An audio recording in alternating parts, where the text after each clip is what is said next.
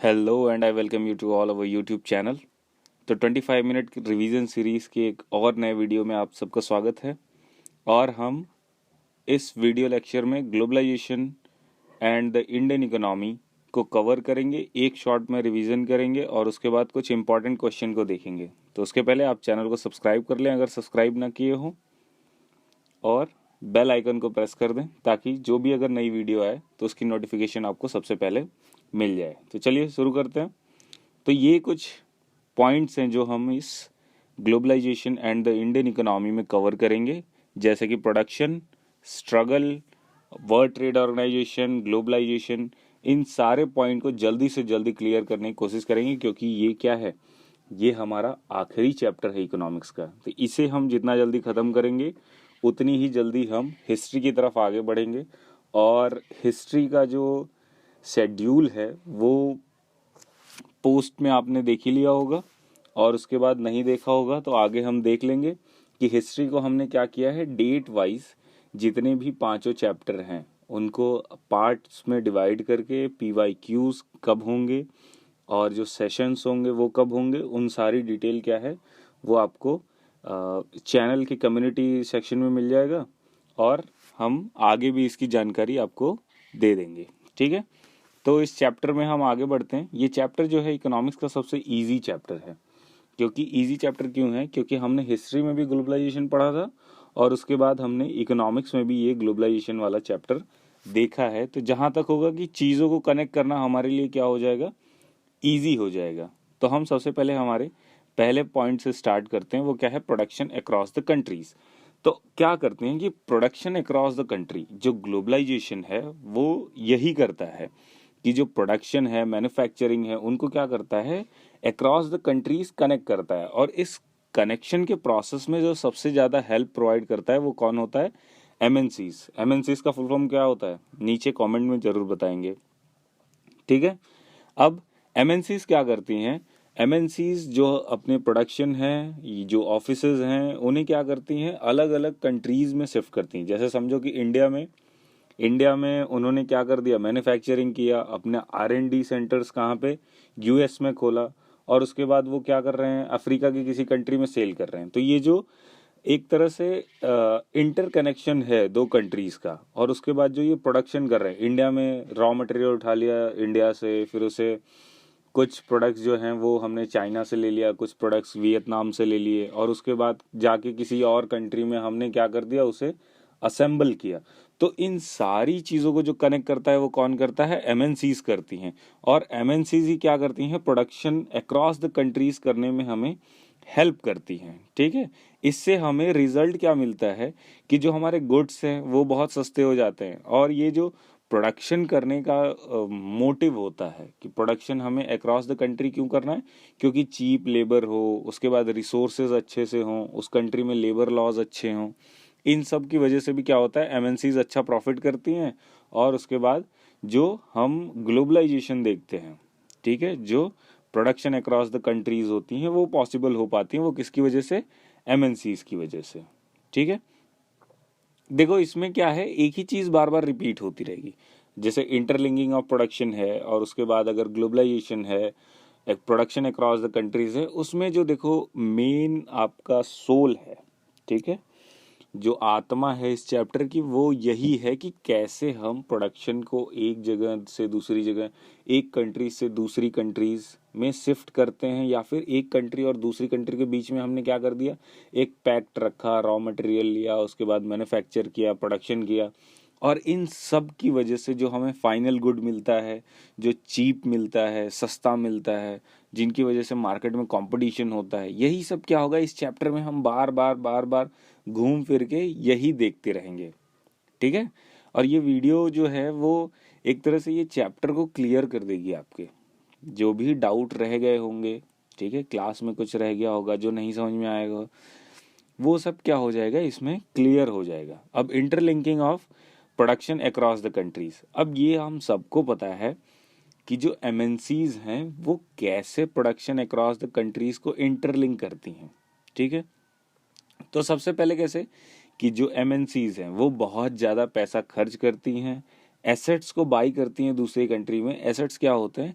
जैसे land, building, machineries, equipments, इन सब चीज़ों को क्या करती है? वो बाई करती हैं। और इन्हीं के जो बाई करने का प्रोसेस है, इन्हें हम क्या कहते हैं? इन्वेस्टमेंट कहते हैं। और जब यही इन्वेस्टमेंट एमएनसीज के थ्रू होता है, तब हम उन्हें क्या कहते हैं? फॉरेन इन्वेस्टमेंट कहते हैं। ठीक है। अब फॉरेन इन्वेस्टमेंट जो होता है वो क्या, कि हमारे कंट्री के लिए बहुत ज़्यादा ज़रूरी भी है। ठीक है। फॉरेन इन्वेस्टमेंट हमारी कंट्री के लिए बहुत ज़्यादा ज़रूरी है, और दो कंट्रीज के बीच में रिलेशन बिल्ड करने के लिए भी क्या, फॉरेन इन्वेस्टमेंट्स बहुत ज़्यादा ज़रूरी हो जाता है। ठीक है। ये क्या करती हैं कि बहुत सारी चीज़ों को कनेक्ट करती हैं, किसी कंट्री के इकोनॉमी और दूसरी कंट्री के पॉलिटिकल एंड बिहेवियर में भी क्या करती हैं, वो चेंजेस लेके आती हैं। जैसे हमारा कंज्यूमर बिहेवियर धीरे धीरे चेंज होता जा रहा है, किसकी वजह से? एमएनसीज की वजह से। पहले हम क्या करते थे कि बहुत फैशनेबल कपड़े नहीं पहनते थे, जैसे वो धोती कुर्ता पहन के रखते थे। लेकिन आज के समय में एमएनसीज के आने के बाद हमने क्या किया है? जीन्स पहनना स्टार्ट किया। जीन्स के साथ साथ हमने एक अलग पैटर्न के टी शर्ट्स वगैरह, या फिर जो यूएस में चलता है, जो वियतनाम में चल रहा है, जो श्रीलंका में चल रहा है, जैसा फैशन चल रहा है, उनको हम एमएनसीज की वजह से, या फिर जो इंटरलिंक हो जाता है प्रोडक्शन, जो कंपनीज इंटरलिंक हो जाती हैं, अब इन इंडस्ट्रीज की वजह से हमारा कल्चर एक दूसरे से जुड़ जाता है। उन सब में क्या करता है? ये हेल्प करता है। ठीक है। तो हम फॉरेन इन्वेस्टमेंट के बारे में समझ लिया, और इन्वेस्टमेंट क्या होता है ये भी समझ लिया। अब अगर हम इसका एग्जाम्पल देखें, तो फॉरेन इन्वेस्टमेंट होता कैसे है? तो सबसे पहले अगर कोई कंपनी है, वो सीधा कंपनी क्या कर लेती है कि यहाँ पे उन्होंने क्या कर दिया, एक फैक्ट्री लगाई, फैक्ट्री के साथ उन्होंने मैन्युफैक्चरिंग करना स्टार्ट कर दिया। दूसरा ऑप्शन क्या है? दूसरे तरीके से कैसे इंटरलिंक कर सकते हैं प्रोडक्शन को, कि जैसे कोई एक कंपनी है, उन्होंने क्या कर दिया, उसमें थोड़ा सा डेवलपमेंट किया, किस टर्म्स में? पैसे इन्वेस्ट कर दिए, कुछ टेक्नोलॉजी इन्हेंस कर दी, और उसके बाद जैसे इसका परफेक्ट एग्जांपल है हीरो एंड होंडा। हीरो क्या थी? एक इंडियन कंपनी थी। होंडा क्या थी? एक इंटरनेशनल, या फिर एक कहें वो भी एक एमएनसी थी। ठीक है। उसने क्या किया कि हीरो में पैसा इन्वेस्ट किया, और उसने इंडिया के मार्केट को समझा कि इंडिया में कंज्यूमर डिमांड क्या करते हैं। ठीक है। इंडिया में कैसा कंज्यूमर बिहेवियर है, इन सबको स्टडी करने के बाद उसने क्या कर लिया, फिर कुछ सालों बाद हीरो और होंडा अलग हो गई, जो हम आज भी देख रहे हैं, हीरो अलग है और होंडा अलग हो गई। तो ये क्या, एक दूसरा ऑप्शन है। तीसरा ऑप्शन क्या है, कि हम क्या कर लें कि जो एमएनसी है वो किसी इंडियन कंपनी को या फिर किसी लोकल कंपनी को बाय कर ले। जैसे कारगिल वाला, जो आपने देखा होगा कारगिल फूड, जब बुक पढ़ रहे होगे तो बुक में एग्जाम्पल है कारगिल फूड का। तो उन्होंने क्या कर लिया कि सीधा एक कंपनी को परचेज ही कर लिया। जैसे अगर हम मारुति सुजुकी का एग्जाम्पल लें, तो सुजुकी ने क्या किया था, पहले हीरो होंडा की तरह एक जॉइंट वेंचर किया, दोनों ने आपस में मिलके काम करना स्टार्ट किया। फिर धीरे धीरे सुजुकी ने क्या कर लिया, मारुति को अक्वायर कर लिया। उसके बाद क्या हो गई, जो इतनी समय मारुति सुजुकी है वो टोटली इंटरनेशनल कंपनी हो गई। ठीक है। उसमें अब इंडिया का कोई रोल नहीं है। तो ये एक तीसरा ऑप्शन है। इन्हीं ये सब जो रीजंस हैं, या फिर ये सब जो प्रोसेस है, इन्हीं प्रोसेस की वजह से क्या होता है कि जो प्रोडक्शन है वो इंटरलिंक होता है बहुत सारी कंट्रीज से। अब अगर हम देखें तो ग्लोबलाइजेशन होता क्या है, तो आगे हमने जो 2 स्लाइड्स पढ़ी, ठीक है, वही क्या हो जाता है, ग्लोबलाइजेशन हो जाता है। कि globalization is a process of rapid integration और इंटरकनेक्शन बिटवीन कंट्रीज। ठीक है। जैसे अगर मान लो एक अ, कोई कंपनी है, ठीक है, वो कंपनी क्या कर रही है कि एक जो हमारा एक कोई एक कंट्री है, वो एक कंट्री से किसी दूसरे कंट्री में ट्रेड कर रही है, दूसरे से फिर तीसरे में ट्रेड कर रही है। तो ये जो पूरा इंटरेक्शन हो रहा है, ठीक है, जो पूरा इंटरकनेक्शन हो रहा है, इसी प्रोसेस को हम क्या कहेंगे, ग्लोबलाइजेशन कहेंगे। ठीक है। अब ग्लोबलाइजेशन की वजह से क्या होता है, more and more goods and services, investment, technologies, ये क्या होती है, एक कंट्री से दूसरी कंट्री में ट्रेवल होती है। अगर मान लो ग्लोबलाइजेशन नहीं होता, तो आज के समय जो हम यूट्यूब पे ये वीडियो देख रहे हैं, ये पॉसिबल नहीं हो पाता। हो पाता? बिल्कुल भी पॉसिबल नहीं हो पाता।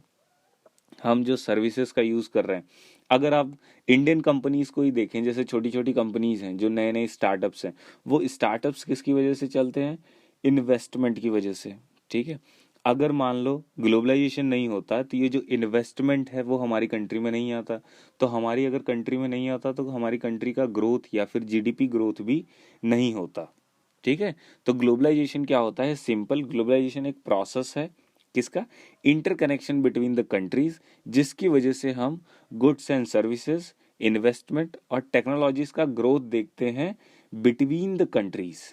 ठीक है, अगर हम देखें तो factors, factors that have enabled globalization. अब ग्लोबलाइजेशन की वजह से क्या होता है, कौन कौन से ऐसे फैक्टर्स हैं जो इनेबल करता है ग्लोबलाइजेशन को? तो हम सबसे पहले देख लें तो टेक्नोलॉजी। अगर ग्लोबलाइजेशन की वजह से सबसे ज़्यादा किसी चीज़ में इम्प्रूवमेंट हुआ है, सबसे ज़्यादा किसी चीज़ में डेवलपमेंट हुआ है, तो वो सबसे पहली चीज़ है वो है टेक्नोलॉजी। ठीक है, अगर हम फ़ोन देख रहे हैं, अगर हम इंटरनेट सर्विसेज को यूज़ कर पा रहे हैं, अगर हम ये वीडियो देख रहे हैं, ये सब पॉसिबल हो पाया है किसकी वजह से? टेक्नोलॉजी की वजह से। अगर ग्लोबलाइजेशन नहीं होता तो ये टेक्नोलॉजी किसी एक कंट्री में रह जाती, और ये भी पॉसिबल है कि ये टेक्नोलॉजीज ठीक तरह से डेवलप नहीं हो पाती। ठीक है, तो ग्लोबलाइजेशन की वजह से हमें जो सबसे ज़्यादा मदद मिली है वो किस में मिली है? टेक्नोलॉजी में मिली है। ठीक है, उसके बाद अगर हम देखें तो ग्लोबलाइजेशन और क्या इनेबल किया? उसने लिबरलाइजेशन को इनेबल किया, फॉरेन ट्रेड में, इन्वेस्टमेंट पॉलिसी में। अब कोई जो दूसरी कंट्री है वो क्या कर पा रही है? इजीली इंडिया में इन्वेस्ट कर पा रही है। इंडिया क्या कर रही है? श्रीलंका में इन्वेस्ट कर रही है, दूसरी और भी बहुत सारी कंट्रीज में इन्वेस्ट कर पा रही हैं। ये भी पॉसिबल किसकी वजह से हो पाया है? ग्लोबलाइजेशन की वजह से। ग्लोबलाइजेशन की वजह से तीसरा फायदा क्या है कि जो ट्रेड बैरियर्स हैं, रिस्ट्रिक्शंस हैं, वो रिस्ट्रिक्शंस क्या हैं, कैसे हटाए गए, वो हम आगे देखेंगे अभी कि इंडियन ट्रेड जब लिबरलाइज हुआ, ठीक है, वो क्या था वो हम आगे देखेंगे अभी। तो अगर हम देखें ग्लोबलाइजेशन से, तो ग्लोबलाइजेशन से एक और फायदा हुआ कि जो रिस्ट्रिक्शंस थे वो रिस्ट्रिक्शन क्या हो गए, धीरे धीरे जो ट्रेड बैरियर्स थे वो खत्म होने लगे, कम होने लगे। गवर्नमेंट्स ने क्या किया, अपनी कंट्री को ग्रोथ के लिए, अपनी कंट्री के डेवलपमेंट के लिए जो उन्होंने रिस्ट्रिक्शंस लगा के रखे थे फॉरेन ट्रेड पे। अगर हम बात करें 1991, तो 1991 के पहले जो था इंडिया एक क्लोज इकोनॉमी थी। ठीक है, इंडिया में किसी भी तरह के जो बाहर से प्रोडक्ट्स थे या फिर बाहर की जो गुड्स थी या बाहर की कंपनियां इन्वेस्ट नहीं कर पा रही थी। फिर 1991 के बाद, ठीक है, नरसिम्हा राव की सरकार थी और मनमोहन सिंह उतनी समय फाइनेंस मिनिस्टर थे। उन्होंने एक स्कीम लेके आई, एलपीजी रिफॉर्म। एलपीजी रिफॉर्म जो था, एलपीजी का full form liquefied petroleum gas नहीं, एलपीजी का फुल फॉर्म क्या होता है? Liberalization, privatization and globalization. इसमें क्या था, मेन हमने फोकस किया ग्लोबलाइजेशन पे। ठीक है, कि जो बाहर की कंपनी थी वो इंडिया में इन्वेस्ट करे। जब इंडिया में इन्वेस्ट करेगी, इंडिया की कंपनीज में इन्वेस्ट करेंगी, तो क्या होगा कि इंडिया की ग्रोथ जो अभी हो रही है वो और तेजी से होगी। ठीक है, अब इसमें बहुत सारे वो हैं, प्रॉब्लम्स हैं, वो क्या है वो आपके सिलेबस में है नहीं, तो हम उसमें ज़्यादा घुसेंगे नहीं। हम सिर्फ ग्लोबलाइजेशन पढ़ रहे हैं और ग्लोबलाइजेशन पे ही फोकस करेंगे, चैप्टर से ज़्यादा कुछ जानेंगे नहीं। ठीक है, अब अगर हम देखें तो ग्लोबलाइजेशन की वजह से क्या है कि बहुत सारी कंट्रीज ने जो रिस्ट्रिक्शंस थे, जो ट्रेड ट्रेड बैरियर्स थे, उन ट्रेड बैरियर को क्या किया, धीरे धीरे हटाया। ठीक है, अब उसके बाद जो ये ग्लोबलाइजेशन को और इजी करने के लिए यूनाइटेड नेशन या फिर हम कहें कि वर्ल्ड ट्रेड ऑर्गेनाइजेशन को भी बनाया गया। ठीक है, अब वर्ल्ड ट्रेड ऑर्गेनाइजेशन क्या है? वर्ल्ड ट्रेड ऑर्गेनाइजेशन प्रमोट करता है कि जो दो कंट्रीज के बीच में ट्रेड जो हो वो इजीली हो सके, ज़्यादा से ज़्यादा वो फ्री हो। ठीक है, एक कंट्री से दूसरी कंट्री में ट्रेड इजीली हो सके और वो फ्री हो। ठीक है, जब वो क्या है, यही चीज इंश्योर करता है वर्ल्ड ट्रेड ऑर्गेनाइजेशन। इसमें लगभग 164 कंट्रीज हैं। ठीक है, यहाँ पे 160 है, इसे 4 कर लेना। लगभग 164 कंट्रीज क्या है, करंटली वर्ल्ड ट्रेड ऑर्गेनाइजेशन की मेंबर हैं। ठीक है, और उनका एक ही मोटिव है कि जो इंटरनेशनल ट्रेड है वो लिबरलाइज रहे, ठीक से जो एक तरह से अनइवन तरीके से जो ट्रेड बैरियर्स हैं वो ना लगाया जाए। ये किसका मोटिव है? वर्ल्ड ट्रेड ऑर्गेनाइजेशन का। ठीक है, देखो ऐसा जो एमसीक्यूज में आ सकता है कि what is the aim of World trade Organization. ठीक है, वर्ल्ड ट्रेड ऑर्गेनाइजेशन का मोटिव क्या है? ठीक है, तो हम यही देखेंगे। वर्ल्ड ट्रेड ऑर्गेनाइजेशन वही है। वर्ल्ड ट्रेड ऑर्गेनाइजेशन दो कंट्रीज के बीच में ट्रेड को इजी करता है कि इजीली दो कंट्रीज आपस में ट्रेड कर सकें। ठीक है, जो इंटरनेशनल ट्रेड है उसे और ज़्यादा लिबरलाइज किया जाए और ट्रेड को प्रमोट किया जाए। देखो, ट्रेड को प्रमोट करने में अब वर्ल्ड ट्रेड ऑर्गेनाइजेशन का क्या फ़ायदा है? जब ट्रेड प्रमोट होगा तो ओवरऑल ग्लोब की जीडीपी जो होगी वो बढ़ेगी। अगर हम क्या कर रहे हैं, इंडिया में कोई प्रोडक्ट बना रहे हैं, वो सिर्फ इंडिया में रह जाएगी, इंडिया के बाहर नहीं जाएगी, तो प्रॉब्लम क्या हो सकता है कि ना तो इंडिया का ग्रोथ हो पाएगा और ना ही किसी दूसरी कंट्री का ग्रोथ हो पाएगा। इसलिए उसका एम यही है कि पूरा जो वर्ल्ड है, पूरा जो ग्लोब है, इस ग्लोब का जो ग्रोथ है वो बना रहे। ठीक है, जब वर्ल्ड का ग्रोथ होगा तभी क्या है कि ओवरऑल ह्यूमन बीइंग का जो ग्रोथ है, जो डेवलपमेंट है, उन सब में ग्रोथ होता ही जाएगा। इसलिए हमें सबसे ज़्यादा ध्यान देना है कि ट्रेड से सभी कंट्रीज को फ़ायदा है, ओवरऑल वर्ल्ड को भी फ़ायदा है। चाइना वर्ल्ड ट्रेड ऑर्गेनाइजेशन का मेंबर नहीं है, इसीलिए हम क्या करते हैं, चाइनीज़ गुड्स वगैरह को बैन कर देते हैं।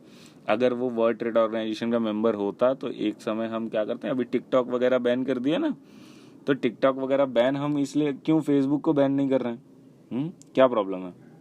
फेसबुक को भी तो बैन कर सकते हैं, लेकिन फेसबुक को बैन नहीं कर सकते। क्यों नहीं कर सकते? क्योंकि वो यूएस की कंपनी है और यूएस वर्ल्ड ट्रेड ऑर्गेनाइजेशन का मेंबर है, और वर्ल्ड ट्रेड ऑर्गेनाइजेशन का मेंबर होने की वजह से क्या है, हमारे ऊपर कुछ, हम भी वर्ल्ड ट्रेड ऑर्गेनाइजेशन के मेंबर हैं। तो हमें क्या करना है, ट्रेड को इंश्योर करना है, इंटरनेशनल ट्रेड को इंश्योर करना है।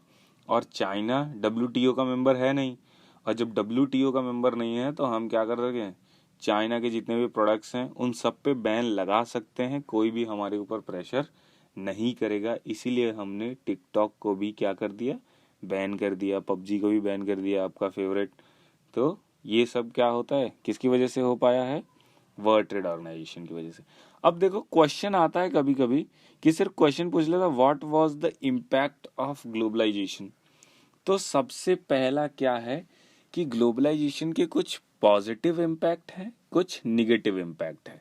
तो इम्पैक्ट अगर सिर्फ लिखा हुआ है तो ये डिपेंड, अगर सिर्फ पॉजिटिव इम्पैक्ट पूछ रहा है तो वो अलग बात है, लेकिन सिर्फ इम्पैक्ट पड़ा है या पूछ रहा है कि ग्लोबलाइजेशन का इंडिया के ऊपर क्या इम्पैक्ट पड़ा है, तो जनरली हम क्या ही लिखेंगे कि हमारे इंडिया पे ग्लोबलाइजेशन का पॉजिटिव एंड निगेटिव इफेक्ट दोनों पड़ा है।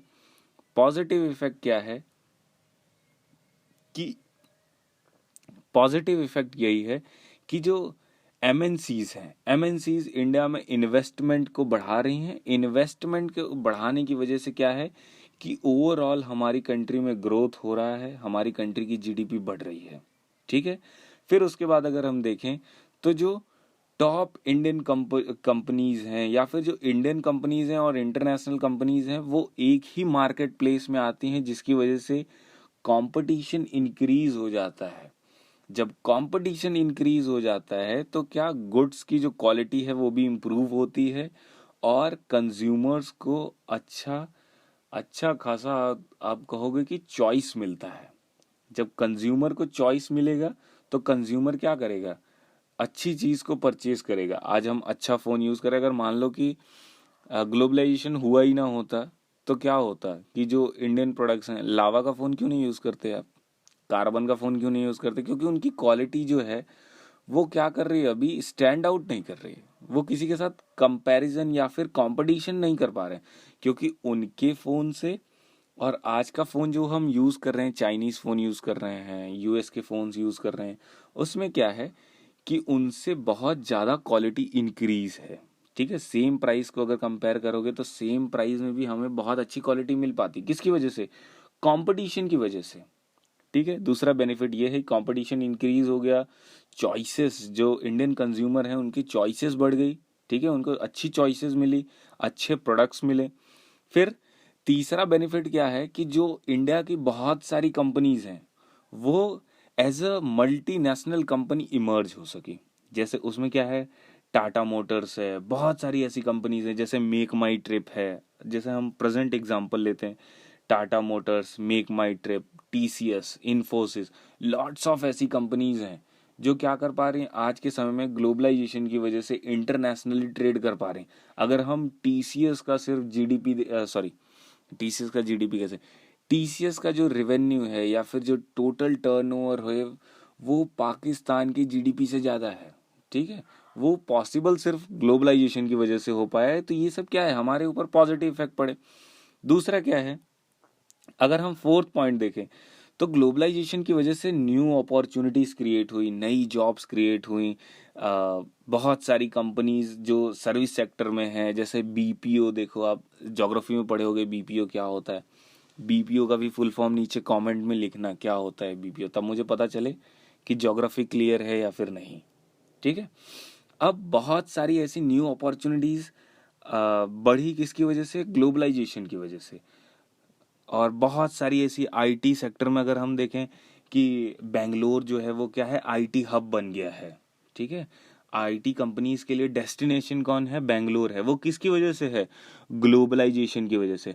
अगर हम निगेटिव इम्पैक्ट की बात करें तो ग्लोबलाइजेशन का जो निगेटिव इम्पैक्ट है वो क्या है हमारे ऊपर, कि बहुत सारी ऐसी कंपनीज हैं जो क्या कर रही हैं कि करंट मार्केट में अपने आप को स्टैंड आउट नहीं करा पा रही या फिर कंपटीशन से बाहर हो जा रही हैं।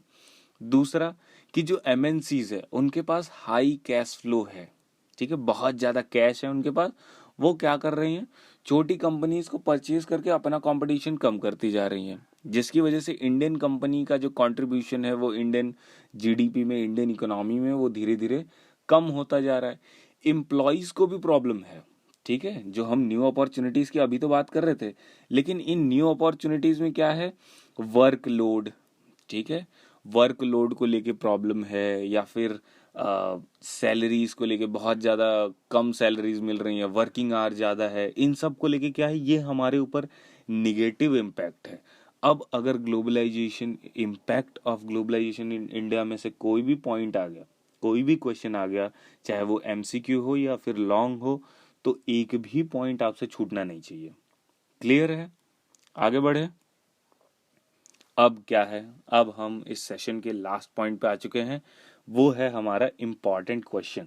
अगर आपने पूरा वीडियो देखा है, ठीक है, पूरा वीडियो देखने के बाद आपने ठीक से रिवाइज किया है और ये क्वेश्चन आप अटेम्प्ट करो, इम्पॉर्टेंट क्वेश्चन, और ये बिल्कुल क्लियर हो जाएगा कि आपका जो चैप्टर है वो क्लियर हो गया है बिल्कुल। अब जो इकोनॉमिक्स का 20 आउट ऑफ 20 का सिनारियो है, ठीक है, जो हमने इंट्रोडक्शन वीडियो में कवर किया था, अगर नहीं देखा है तो वो जाके देख लेना, कि जो हमारा अब 20 मार्क्स का जो एक इकोनॉमिक्स से आने वाला है वो लगभग हमने कंप्लीट कर लिया है। और ये इम्पॉर्टेंट क्वेश्चन आप सॉल्व करते हो तो 20 में से, अब मैं देखो बिल्कुल क्लियर नहीं कहूँगा 20 आउट ऑफ 20 अब गारंटी है, लिखवा लो मुझसे, स्टैम्प पेपर लेके आओ 50 रुपए का, मैं लिख देता हूँ, नहीं, वो आपके ऊपर डिपेंड करता है। सिर्फ वीडियो देखने से या फिर ये क्वेश्चन अटेम्प्ट कर लेने से नहीं, थोड़ा आपको मेहनत भी करना होगा। वो मेहनत करके आप कम से कम 20 आउट ऑफ 18 या फिर 15 तो सिक्योर कर ही लोगे। और 15 सिक्योर अगर कर लोगे तो हो गया आपका, बन गया अच्छा खासा परसेंटेज। और अब क्या, मिठाई बांटो और क्या। Thank you for watching. अब अगर आपका कोई फ्रेंड है उसके साथ वो भी 10th में है तो वीडियो शेयर करो, ठीक है, और वीडियो को लाइक करो ताकि एक मोटिवेशन मेरे लिए बना रहे नेक्स्ट वीडियो बनाने के लिए। और हिस्ट्री का जो टाइम टेबल है वो मैं कम्युनिटी टैब में पोस्ट कर दूंगा, उसे देख लेना। और हिस्ट्री जो है वो बहुत ज़्यादा, एक तरह से कहें कि एक डर बना हुआ है हिस्ट्री को लेके, वो हिस्ट्री का जो डर है वो हम ख़त्म कर देंगे। और कल की डेट में 12 बजे के करीब एक वीडियो आएगा, ठीक है, वो देख लेना। वो आपके लिए बहुत ज़्यादा ज़रूरी है। तो आपको एक करंट जो ऑन गोइंग सिचुएशन है यूट्यूब पे, जो ऑन गोइंग सिचुएशन है सीबीएसई को लेकर, बोर्ड को लेकर, वो आपको क्लियर हो जाएगा। तो कल जो 12 बजे के करीब वीडियो आने वाला है वो आप कंपलसरी देखना, ठीक है। और उसे शेयर भी करना, इसे भी शेयर कर दो, लाइक करो, कमेंट करो। Bye bye.